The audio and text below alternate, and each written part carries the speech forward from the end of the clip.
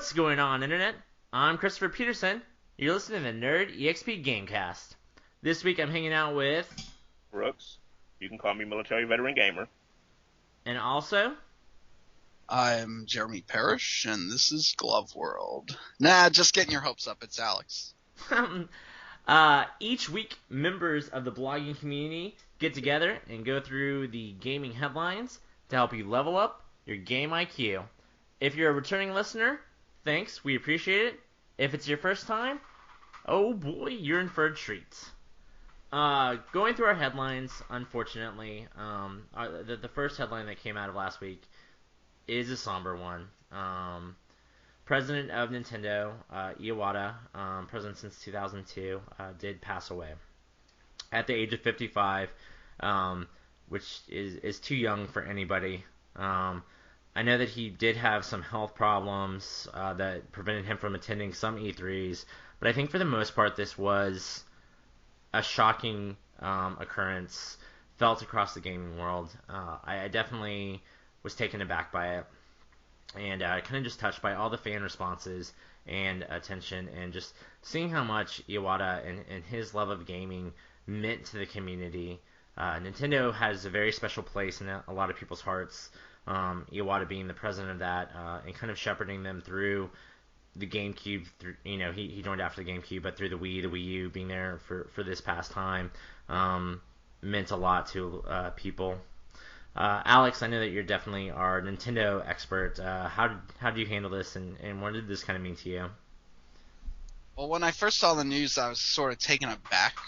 I wasn't immediately sad. I was kind of like awkward. And then as the more I thought about it, the more upsetting it became, because while we didn't always agree with his views, Iwata was an important figure, and he also had a persistent vision that he stuck by, even when everybody else said he was crazy or wrong. The whole experience is very sad. It made me remember just how important he was to us, even if we never met him. And the outpouring of grief and sharing of memories from everybody has been really special to me. I've written up stuff on Always Nintendo and IGN, which you can check out. And I did a fan art tribute, but there's just not enough that can be said about his legacy and him as a person. He was like our uncle that we invited in for Nintendo Directs, and we saw for E3. And he was our business partner and friend. And he brought us some of our favorite games ever. He worked on Earthbound. Yeah, I mean, Iwata was from HAL Laboratory at one point in his career. He did work on Earthbound, Kirby, Balloon Fight, Super Smash, Pokemon. So I mean, he definitely did have a lot that went through. Brooks, did this catch you off guard, or did this mean anything to you? I'm gonna be honest here. When I saw the very first indication that something might have been wrong, I was mildly annoyed, because I figured somebody was playing a really terrible joke on me. Because I went looking for confirmation when I saw somebody saying that Iwata had passed. So I went looking and I couldn't find anything. And the very next day, it was just all over the place. And I said, holy crap, he actually did. He's actually gone. And the thing what's surprising to me is he had to have been sick for a very long time. Like when he wasn't making certain appearances, he had to have been sick for a while, but he hid it extremely well. Because it was like he was full of life, and then the next thing you know, a week later, he was gone. It's like, wow, it's shocking. Yeah, they did hide this well, Nintendo and Iwata.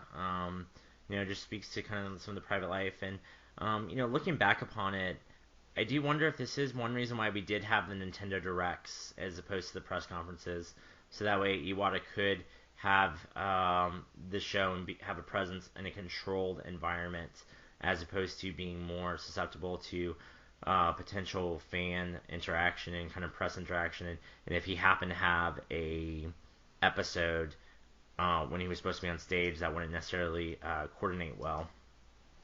That sounds like a really good theory. I believe you might be right. So I think the bigger question is, where were you when the Challenger exploded? Where were you when you saw the news of when he died? I don't think this will be something that the general public will necessarily remember like that. This is not, a 9/11 moment. I know it happened a week ago. I was just reading it in my home. Yeah, I was just on my IGN, and I saw somebody put an update, and I figured they were just messing with. And I know we're a little bit removed, but this is the first time we've talked about it. In respect for Iwata and what he did for Nintendo and in his life and legacy, I don't want to go into speculation of who's going to move on and take his role. That will be something that we might cover later episodes. Well, we do know Takada and Shigeru Miyamoto are taking temporary residence in the leadership position until a successor is chosen. As for me, I saw the news on Kotaku on Sunday evening, and I did sadly find it completely plausible. So, and there was the official source was in the story, by the way, Nintendo's PDF, their press release. Alex, is there anything else you want to say on this? I think that we should live. His legacy will live on in Nintendo for years to come. He already planted the seeds for life after him with the deals DNA and Universal. The NX will come out next year or the year after, and we'll still see games with his name on it in the next few years. And we may not even know what all those games he touched were. Last thing for me was an Ewada quote, and I'm sure you guys have seen this if you've been on Twitter seen it. But I think it just really spoke to who he was. On my business card, I'm a corporate president. In my mind, I am a game developer, but in my heart, I am a gamer. And I think that kind of spoke to Iwata and his philosophy, and like Alex said, what he meant to this community. Brooks, do you have anything? Nothing more. All right. Alex, I know that you have to go, and do want to respect your time. One last thing, though, switching gears, we do have a reader question that I'd like us all to go through if we can. What is your opinion? So this is from PS Viewer on Twitter asks, what is your opinion on exclusives and multi-platforms? I think that exclusives from third parties are going away, but first-party exclusives are here to stay. Multi-platforms are a natural recourse of the business. Brooks? I have to agree with Alex. You're probably not going to see as many third-party exclusives going on consoles. You might see some time exclusivity, but most of the product is going to be a lot of just regular multi-plats, because the money's not really there anymore, and it's kind of a major risk to just put one game on the console from a third party now and not on the others. Yeah, I think you're absolutely right that we are going to see mostly first-party exclusives, and I think they're important to the industry. Competition breeds excellence. When we see people who are stagnant in industries where there are unofficial monopolies like Comcast, we see everybody kind of hate against it, and we see a bad consumer experience. Brooks brought up timed exclusives, and I know this sounds almost counterintuitive. I hate timed exclusives more than actual exclusives, because it just feels like some nonsense marketing bullshit that the consumers kind of stuck with as they wait because they bought it on the quote-unquote wrong platform. Mm-hmm. And maybe that's just because I didn't grow up with timed exclusives. You should just be happy that you get it eventually. But for that, all these third parties with the exclusive DLCs or it's here first or exclusive missions, I would like to stop to that. Just make the game exclusive or make everything available to everyone. Agreed. All right. Well, thank you, PSView, for your question. Definitely appreciate it. If you out there are listening and you have a question for us, definitely hit us up on Twitter or email us at chris@nerdexp.com. That's right, email us at me.com. As I said before, unfortunately, Alex does have a previous engagement. So thank you, Alex, for taking the time to talk about Iwata and what he meant to you. Where can people find you if they want to catch up more of your work? Oh, I'm at Alex IR Esquire on Twitter, and I'm on IGN at Cartoonami, and I'm the EIC at Always Nintendo.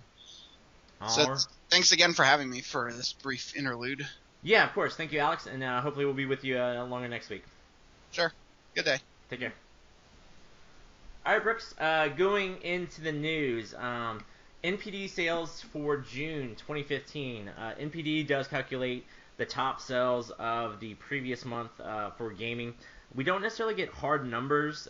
It is just kind of the top 10 that they give us. So, these could be selling 50 million copies or 50,000. But realistically, the top one's probably a couple million. PlayStation 4 sells number one again. No big surprise there. Nope. Batman Arkham Knight, number one. Again, no surprise. Elder Scrolls Online at number 2. This kind of did surprise me, just because I know it's new, but I just didn't think anybody cared. No, Elder Scrolls has a major following. I know, it's just A the major following. I just MMORPG. wouldn't have thought. I just wouldn't have thought an RPG would do quite so well in this age of FPS and platform games. Yeah, so, I mean, if you're out there playing Elder Scrolls, definitely let us know what you think of it. The rest of the list, Jurassic World, Witcher 3, Splatoon holding strong, especially for a console exclusive. Yeah. I'm sorry. No, go ahead. I'm gonna be honest. That's pretty impressive considering how small the Wii U install base is. That's a great point. Yeah, I mean, percentage-wise, Splatoon Mhm. might be looking at like a 10% attach rate, if not more. Because you got to, there's only 10 million Wii U's out there in the wild. It came out, Splatoon came out in May, so this is its second month on the NPD chart. And then the last 5 are your boring staples: Minecraft, Grand Theft Auto 5, Mortal Kombat, NBA 2K15, and Call of Duty Advanced Warfare. So Call of Duty Advanced Warfare at 10. I wonder if it will be able to hold on to staying in the top 10 until the next Call of Duty comes out. Maybe.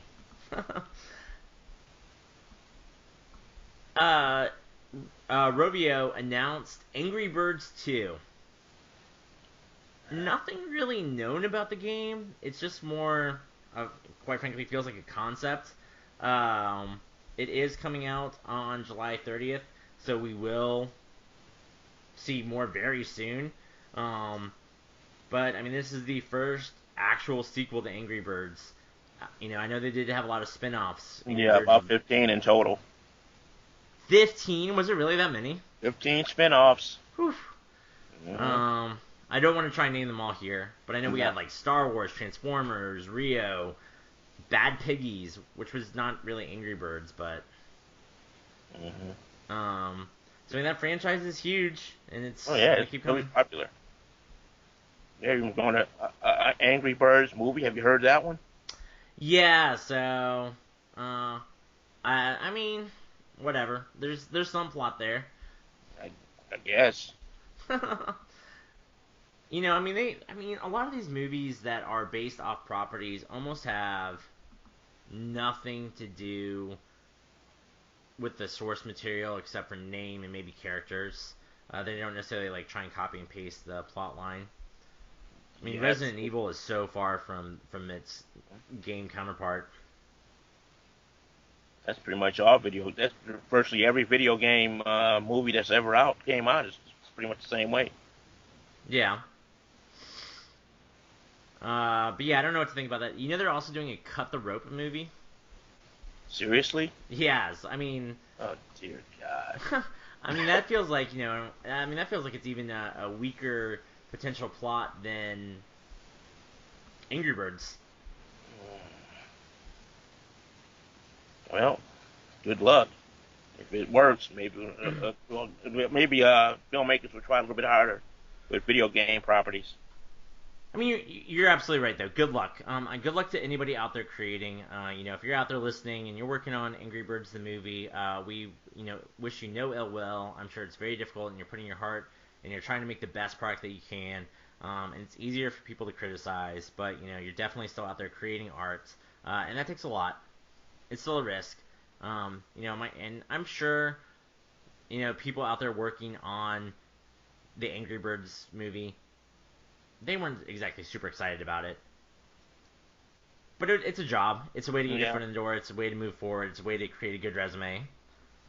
It's a hell of an install base, considering how massive that game is, how popular it is. That's quite a potential audience if they do it right. Sure, and you gotta imagine that a lot of people might just see it just for the fuck of it. Yeah. Just to be like, what the hell are they doing with that?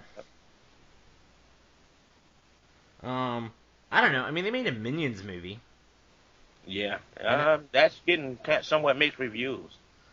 I'm hearing it's a great concept. It's really entertaining for most of it, and then about within the last 20 minutes to half hour, it kind of peters out. That's not too bad for a comedy. That's almost how I felt about Inside Out, the Pixar emotion movie. Yeah, I know what you're talking about. So I haven't seen that one yet, but I might have to take a look at it. Moving on, Dragon Age Inquisition is free for PC. Asterisk. So it's free for 6 hours, which, quite frankly, is a hell of a demo. Yeah. And then the multiplayer is unlimited free. There has to be some conditions, like owning the actual game, if you want to continue using it after your 6 hour period, or be on someone who actually has the game. Well, I mean, so the multiplayer is separate from the main story.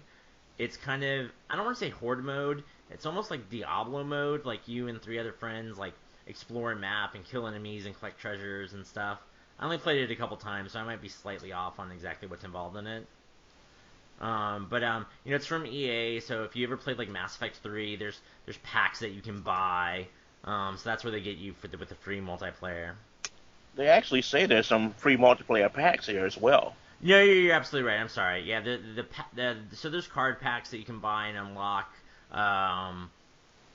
characters or weapons or equipment, and you can either buy those with in-game currency or real money. So it's not a pay-to-win scenario. Sorry if I misrepresented that. Oh no, you're all right. It's fun, man. I'm a console gamer, and I think I'll always be a console gamer. But man, PC does seem to have, like, between all the Steam sales and the indie bundles and free 6 hour trial and the free multiplayer portion, it does seem to be a sweet deal to be a PC gamer. PC, you have a lot of advantages when it comes to trying new games and things. A lot of advantages. Being as old as I am, I remember time. I mean, I was an arcade gamer, console gamer, long time PC gamer, console gamer, PC gamer, back and forth, like a yo-yo. And I always go back to PC because, for 2 reasons. One, I can replay all those old games I had, except the ones on the 3x5 and the 5.5 inch disc, mind you. But I can still play all those old games I had, and I can try all the new ones. Yeah, no, you're absolutely right. And you say, like, play the old floppies.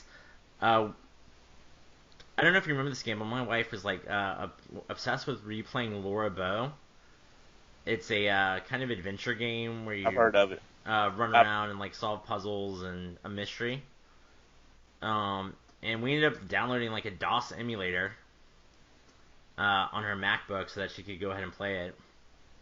I'm gonna have to do that because I got a drawer full of games: Star Trek, Castles, Centurion, some of everything, Space Quest, Leisure Suit Larry. It's like a library of old games. And some of those games just don't age well with the console. Oh, no, they don't hold up at all. I played Leisure Suit Larry on PlayStation or PlayStation 2 because people talked about it on PC like being great, and it was just weird, and I don't know, it felt like it was out of time or just the wrong sensibilities. Are you talking about the one when he's on the college campus? Yes. Okay, I got that one. That game's really interesting. Once you beat it, or you use codes, it's really interesting because then you get the noob mode.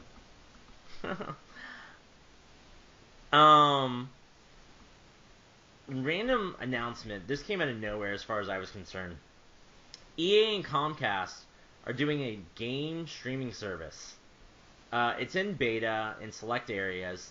And before like you get like kind of excited about EA like Star Wars Battlefront or Battlefield, they are saying that these are more tablet and phone games.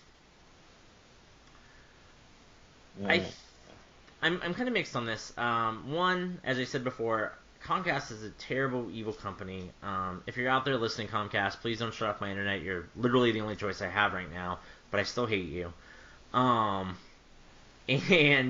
EA gets way more shit than they deserve. EA is out there making games and trying to make money just like everybody else, but for some reason they're considered the villains of the game industry. But streaming could potentially be the future if we ever get the infrastructure. And I know that PlayStation Now is trying to be, and it has its problems. But like I said before, competition is important. So I think that, with more people getting in this game, kind of like we have everybody getting into VR, this could prove important down the road. What do you think about this, Brooks?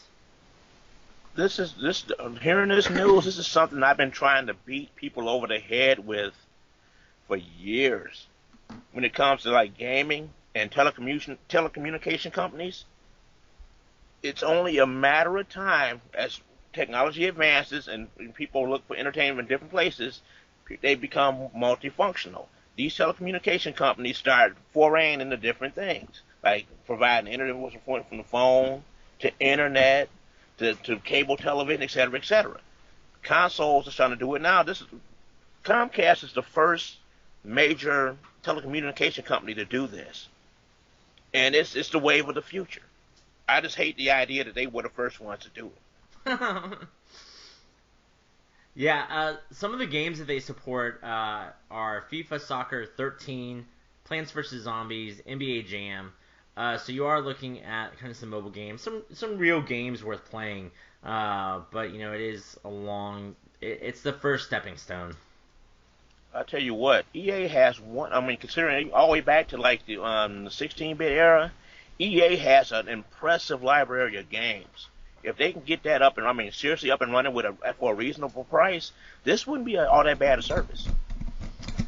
Yeah, and if you remember, EA Access is on the Xbox One, which gives you free games if you're a subscriber in early access. Titanfall's on there right now. They're talking about Dragon Age Inquisition being on there later this year. So, EA is definitely doing some experimental distribution. Moving on, Metal Gear Solid 5. Kojima's name is removed from the box art. I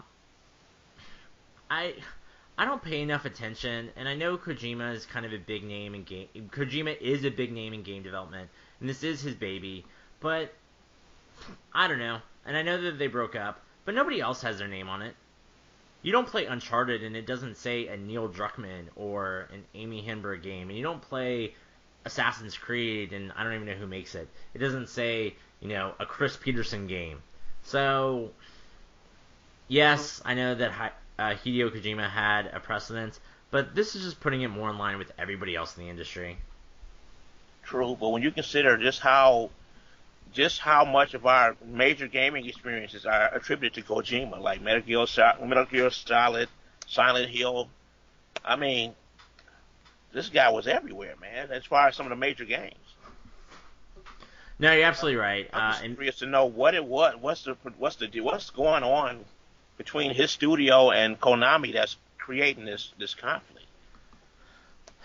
I imagine that the only people who know are his studio and Konami, and everybody has been signed and slapped with NDAs left and right, and that this is not a story we will hear until 5-10 years down the road. Probably. And it could be a very interesting story. I don't know, but you have to imagine. I know Kojima's put up a good face, but I'm sure he can walk into any studio and just start developing whatever game he wants to after this. Yeah, more than likely. I think that has a lot to do with it, though. I believe he has a vision, and and Konami stubbornly doesn't want to actually evolve, and he wanted to go somewhere else, take his games in another direction, do other things. And they just didn't want to, and there's a difference of opinion, difference of agreement. I'm just speculating, but that makes the most sense to me. Sure, absolutely. He is a visionary, and they might not have seen that anymore. I mean, they've just diversified, and their portfolio is different. And they own like casinos, mostly in Japan. That's where they get most of their revenue from.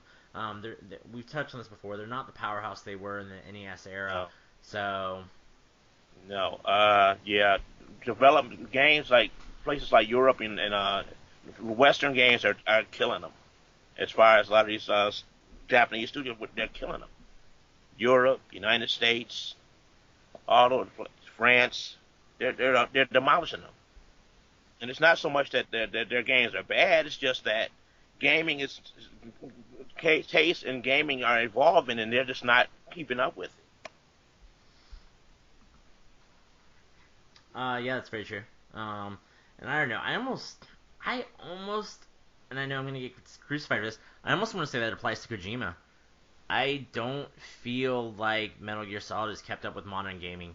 And I feel that way since Metal Gear Solid 1.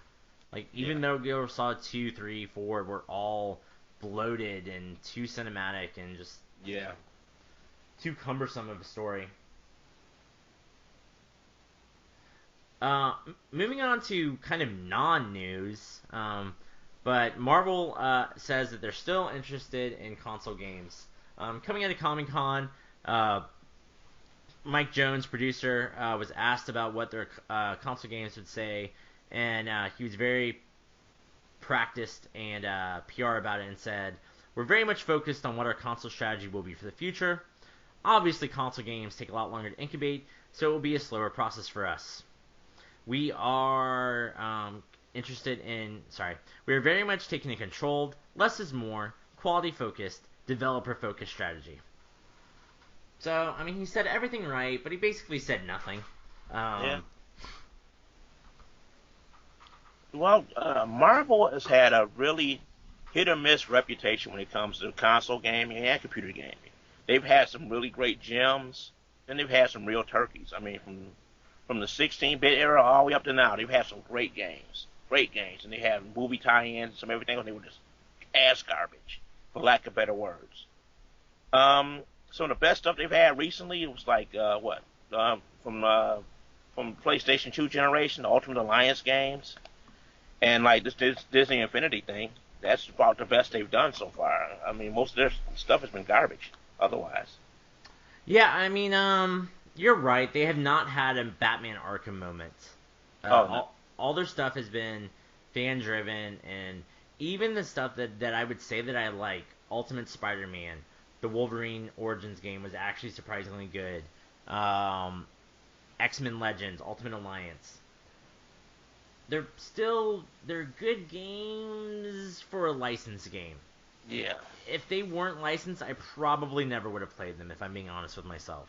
Yeah. So you're absolutely right. They have never had that breakaway hit. And then they just kind of squandered it lately. They had that terrible X-Men Destiny game. That was brutal. Spider-Man's lost his way. And then they were just... They had a Captain America game, which I never played, to be honest, because it just didn't look interesting. But it could be great. To be honest, if Marvel wants to make a really great game, more than likely they're going to have to license it out to somebody who wants to try something really great with it, because they suck. I mean, as far as making their own games, they absolutely stink. It's funny. Oh, go ahead. I'm sorry, because you got like games like Nick Fury and the Punisher. That's a side scroller from Capcom. That was great. The X-Men side scroller, you can play up to 4 to 6 people on it. That was great. I think you can find that on Xbox Live, believe it or not. The X-Men arcade side scroller. Yeah, that game is funny because that's based upon a cartoon that only had one episode. X-Men, Pride of the X-Men. It was like a pilot that they did that never got picked up, actually. Pretty good back game, in the though, 80s. all things considered. If No, you're right. It's you're into that. final games like Final Fight and things like that, yeah, it's a great game. Yeah, it's a great game. You're absolutely right. It's still Marvel fighting games were pretty good too. Like X-Men versus Street Fighter, Marvel superheroes, games like those were pretty good. Yeah, I was talking to not like I was talking to him one-on-one, but during a con, MomoCon, and you can read right up on this. I was talking to Justin Wong, and I asked him if he thought there would ever be a Marvel vs. Capcom 4, and he was like, no. He's like, Marvel pulled that license. Like, they don't want that game ever to get sequelized. It's really interesting. Like, Marvel had all these games, and they probably had some in development, but when Disney bought them, Disney like scorched earth and got rid of all of it. That's more than likely they want to do their own thing. But they're already doing their own thing with Star Wars. But they've been Exactly. and they picked that up like 2 years later. I think that's right. But they're still sitting on the Marvel property, not doing anything with it in the gaming space. Outside of Marvel Heroes 2015, which I hear is much better than Marvel Heroes when it first came out. Another thing to note, Marvel does have a team up with Telltale, but that game is probably 2-3 years out. Yeah, but I have no idea what kind of game. Is it going to be anything like The Walking Dead? Is it going to be a side scroller? Is it going to be a platformer? It's from I don't know. Telltale, so yeah, it's going to be The Walking Dead. It's going to be story-driven, cutscenes, make a decision. All roads lead to the same place for the most part. Which is not a knock against it. I like the Telltale games, but... Yeah, but I can't see this going out like The Walking Dead was. Not with superheroes and punching out bad guys and flying through space and everything. No, I think that you're gonna. I think we covered this before, but we did cover this before. But I think you're gonna play like no-name Agent of Shield or random mutant who just discovered their powers. Like, you're not gonna be playing Spider-Man or Daredevil or Nick Fury. You're gonna be playing kind of either a C-list character or a character created for the game who is just a conduit to interact with those bigger names. Perhaps. Moving on, I've never heard of this game, but I thought it was an interesting story. There's a game from called The Flock. It is from, I'm going to butcher their name, Vogelslap? It's a first-person asymmetrical horror game, but it has a crazy twist. Every time a player dies in the game, they're going to remove one life from the total amounts of life in the game. So, and this is a made-up number. Presumably, it would start with 10 million, and then every time somebody dies, it's going to count down. And then, when it hits 0, there's going to be a end-of-the-game event where everybody who purchased the game and played it will be able to participate. But after that end-of-the-game event, the game's going to go dark and not be playable for anybody ever. Yikes. That's novel. Which is the only reason I bring this up. If this was an asymmetrical horror game, I wouldn't have brought it to talk about. So gimmicks can work to grab people's attention, maybe even get them into the door, but it has to be good. I can't see that one having a lot of staying power. I don't know, like, it's interesting. Like, they don't say what the number is, the population is. They say anytime someone dies, so they're not saying, like, so there's a lot of unknowns.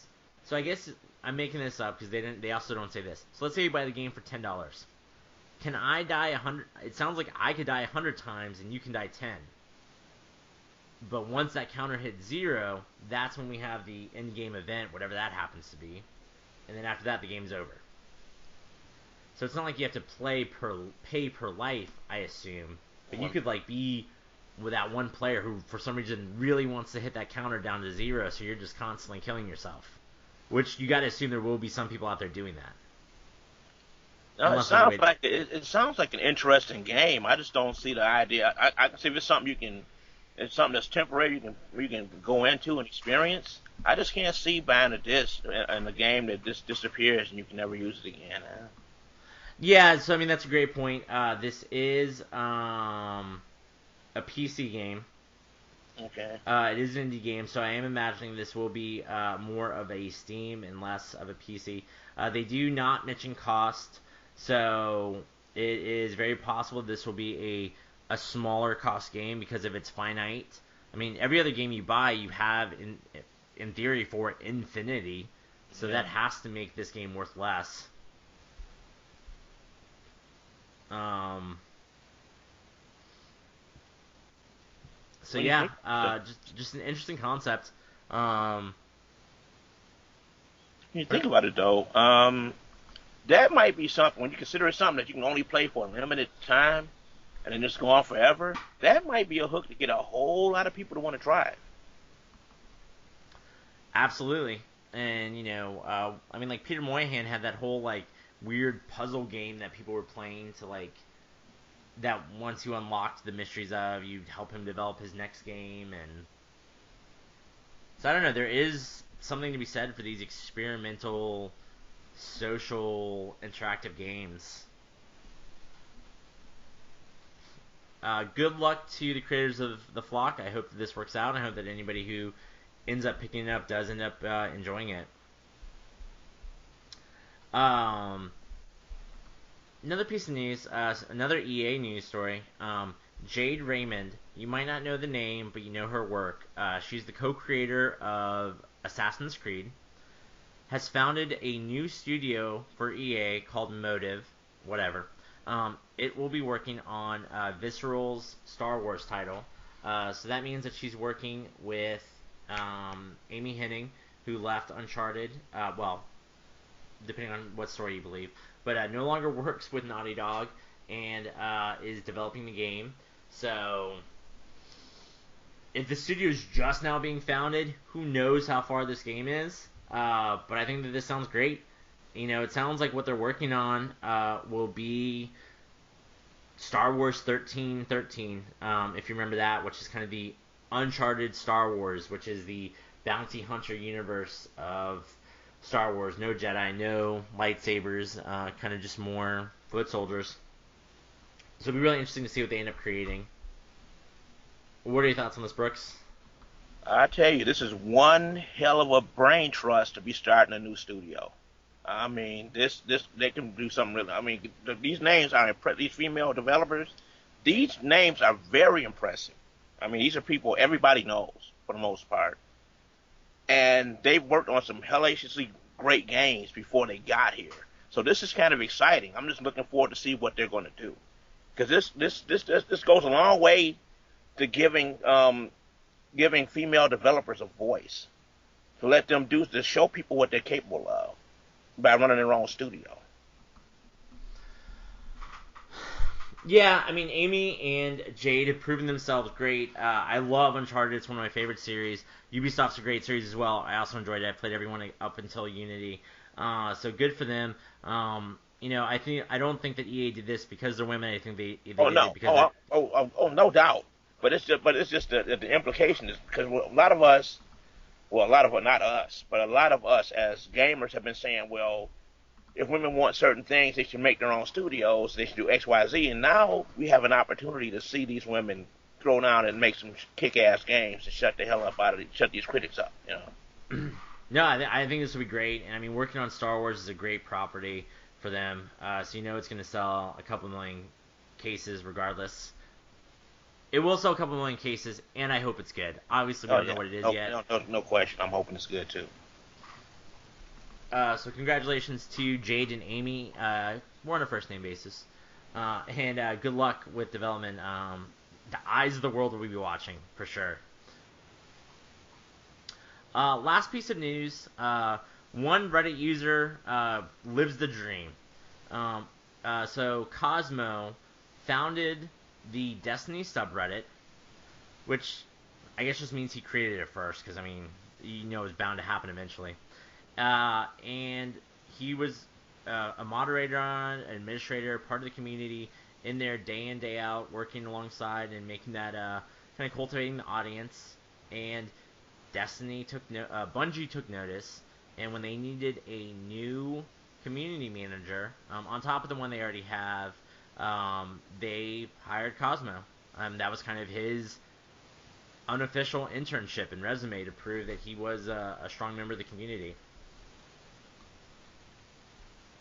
Great for him. I think this is the dream. Like I said, this is what everybody wants. This is, people write on my IGN or Destructoid or Polygon or Kotaku, like their fan sites. I don't think Polygon has one, but write on these fan sites to hope that they're going to be called to write for the site. I think that, I don't know if Cosmo did this with that intent, but it seems to have worked out for him, and I think we'll see lots of people trying to follow suit and hope that it works for them too. I tell you what, man, this whole subreddit for Destiny, that's a testament to how popular this game has become, despite what people try to say about it. This game is really, it's doing really well. Oh my god, yeah, I was on this Destiny subreddit. It was pretty tight. There was a couple ruffians and some rough spots, but for the most part, really helpful. Lots of advice. There was a subreddit for fire teams, so like they got all that taken care of. I was in the Destiny hole from September until like January, so I spent some time on here, and it was a good community. Most of it was really great. I recognized the name Cosmo actually. He was always very friendly and helpful, and did a lot of stuff for the community. Just people sharing tips and tricks. And you're absolutely right. Destiny's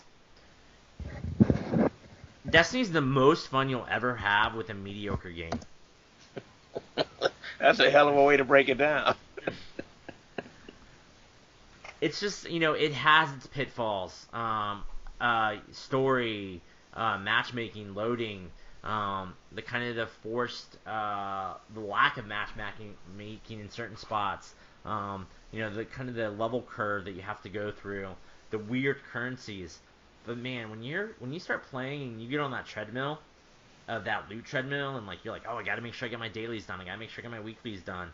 And when you start getting involved in a clan and you need and you want to help out your clan mates, and you want them to help you out, and you go through everything, you do get addicted to the game, and I can easily see why people are still only playing this game a year later and are very looking forward to the Taken King. If you want to hear more from my Destiny, I do have a Destiny review up on NerdEXP. At the end of the day, I can't recommend the game, to be honest. Even though I did enjoy my time with it, I think that I played it from the day one, so I was able to get into that community. I'd be curious to see how it is for somebody buying the game today, a year later, how friendly, and because there's just so much nomenclature and weird rules and expectations and roles, just kind of what the learning curve is on that for people. But I'm sure it's like that for any MMO. I think this game is going to have a lot of legs for quite a few more years. I really do. Because even when you consider how far shooters have come, when you consider what the game is like, it's not as involved as it could be, I guess, from what I've seen of it. But there's a lot of room for growth in it. And I mean, the basic concept is good. There's a lot of room for growth. There's a whole lot more they can do with it. Yeah, oh my god, there's so much more that they could do with it and expand and tighten this game up. And I agree with you. I think this is a franchise. We'll see it. It's successful, regardless of what critics or I say. People love this game and are addicted to it. And I will be curious to see if it will continue to go the MMO route, if we will get these expansions and these benchmarks, and like DC Universe Online or something, 5 years from now, it'll be a completely different game because of the software updates, or if in 3-4 years we're going to see Destiny 2. That might be interesting. So, what have you been playing this past week, Brooks? Oh, I had to go old school. I dusted off the old Saturn and pulled out Radiant Silvergun. How is that? It's a Japanese shooter. When you fly on a ship, one of the tightest shooters, some of the best collision I've ever seen on an arcade style shooter.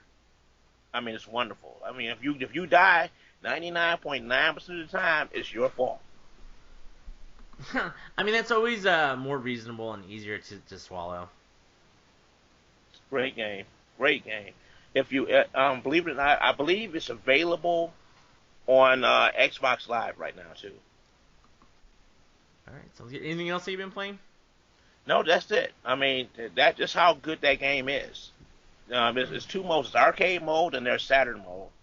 And Saturn mode is about twice as many boss stages to go through. Okay. Sounds good. Good recommendation. For me, I played Batman Arkham Knight. I think I mentioned before that I beat the story mode and was gonna go through and try and platinum the game. I'm not gonna platinum the game. I started going after those Riddler trophies, and I can't be bothered. After defeating every other challenge and beating every guy and defeating the story, I think I had like 40 of the Riddler trophies through natural, 40 of 240, and then I started collecting them, and I collected like 10 or 12, and I was like, this is kind of boring. I'm not gonna grind out the next 10 hours to get all of them. So, and I've never gotten them in any of the other Batman Arkham games. I don't know why I thought I was going to this time. So more power to you if you could stick with it. All right. Well, thank you out there for listening. I hope that you enjoyed this episode. If you did, please prove it by liking this episode wherever you're listening. Leave us 5-star reviews on iTunes or give us a thumbs up. If you want to hear more from us, you can check us out on Twitter. Brooks, where can they find you?